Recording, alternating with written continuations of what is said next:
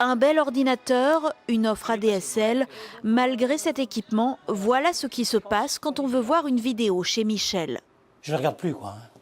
Tout ce qu'on m'envoie comme vidéo, j'efface le fichier directement parce que il faut un quart d'heure pour voir une vidéo de 3 minutes, quoi. Pour comprendre, il faut suivre les câbles. Entre son domicile et le répartiteur, Michel compte 14 boîtiers, dont beaucoup correspondent à de vieilles réparations. Et à chaque fois qu'il y a une réparation, c'est une cause de panne supplémentaire, avec l'humidité, le vent, et en plus un affaiblissement de signal qui fait que la DSL marche un peu moins bien. Pour cet entrepreneur de la Chapelle-Launay, la conséquence est environ 4 heures par mois de temps perdu et des lourdeurs d'une autre époque. Des fois aussi, quand on envoie des mails, ils les reçoivent que le lendemain. Donc normalement, c'est instantané un mail. Et donc ça arrive souvent que c'est un jour de décalage, voire 2 jours. Et que c'est pour recevoir, c'est exactement pareil.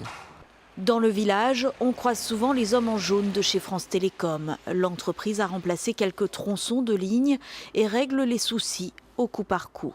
Pour des problèmes de génie civil, il y a eu en fait des écrasements, des fourreaux, ce qu'on appelle des fourreaux, ces gros tuyaux dans lesquels se trouvent les câbles. Et donc ça endommage et le fourreau et parfois le câble.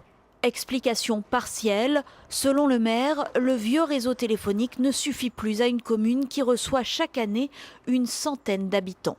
Il ne se passe pas une semaine sans qu'il y ait 2 ou 3 personnes qui viennent nous dire, parce qu'ils ne peuvent plus téléphoner, qui viennent nous dire « mon téléphone est coupé ». Et parmi elles, ce qui nous inquiète beaucoup, des personnes âgées, des personnes isolées, qui ont souvent un dispositif de téléalarme et qui sont vraiment perdues. Le Conseil général place la Chapelle-Launay en tête des villes à équiper du haut débit. Quant au réseau téléphonique, pas de nouvelles. Le dossier semble pour l'instant aussi désert que cette vieille cabine des années 90.